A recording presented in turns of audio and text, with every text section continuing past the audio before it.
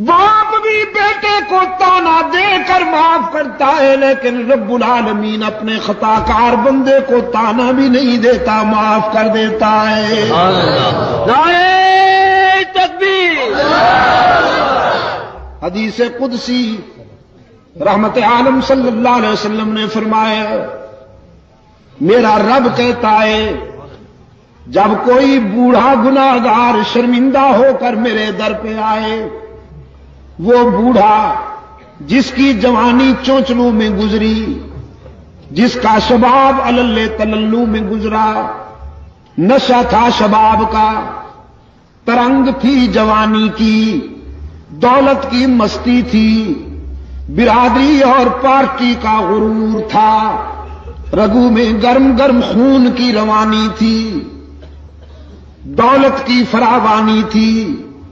ساری زندگی بغاوت میں گزار دی، ایک بار بھی میرے در پہ سجدہ ریز نہیں ہوا، نامہ اعمال میں ایک بھی سجدہ نہیں، ایک بھی نیکی نہیں، لیکن اب زندگی کی شام ہو گئی، آنکھوں سے بینائی چلی گئی، کان سماعت سے معروم ہونے لگے، زبان میں لکنت آ گئی، دانت گر گئے، سر کانپنے لگا، بالوں میں سفیدی اتر آئی، بیماریوں نے یلغار کر دیا، معدہ کچھ ہضم نہیں کرتا، کمر جھک گئی، پاؤں کانپنے لگے، ہاتھ لرزنے لگے، اولاد نے بھی نگاہیں پھیر لی، لوگوں نے بھی رخ پھیر لیا، اور سب سے بڑا حادثہ جیب خالی ہو گئی۔ ساری دنیا سے مایوس ہو کر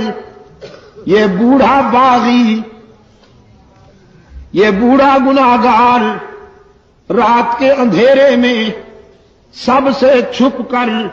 اللہ کے در پہ روتا ہوا آتا ہے کہ تنگ دستی کے جو عالم میں گھبراتا ہوں، پر درے غیر پہ جاتے ہوئے شرماتا ہوں، ہاتھ پھیلانے میں محتاج کو غیرت کیسی، شرم اتنی ہے کہ بندہ تیرا کہلاتا ہوں۔ رب العالمین نے فرمایا میرے محبوب، میرے پیغمبر، بہت اچھی طرح جانتا ہوں اس بوڑھے کو، اس کے ماضی و حال کا ایک ایک نقش میرے سامنے ہے، لیکن آج میں اسے در سے اپنے در سے ٹھکراتا نہیں، مایوس نہیں جانے دیتا کہ مجھے اس کے سفید بالوں سے حیا آ جاتی ہے کہ اگر میں بھی اسے ٹھکرا دوں تو کہاں جائے گا، یہ بھول گیا میں کیوں ٹھکراؤں۔ ہاں بیٹا، چھوٹا سا بچہ اگر اپنے گھر سے ہٹ کر کسی دوسرے کے گھر پہ جا کے مانگے، پڑوس کے دروازے پہ کھڑے ہو کر مانگنے لگے، تو پھر ماں یہ تو نہیں کہتی کہ جاؤ اسی گھر میں رہو، تم نے ان سے مانگا کیوں، ان کے دروازے پہ گئے کیوں؟ ماں آتی ہے، اپنے لال کو اٹھا کر سینے سے لگاتی ہے، منہ چوم لیتی ہے، کہتی ہے بیٹا یہاں کیوں آ گئے ہو، سب کچھ مجھ سے ہی ملے گا۔ رب العالمین تو والدین سے بھی زیادہ شفقت کرنے والے ہیں،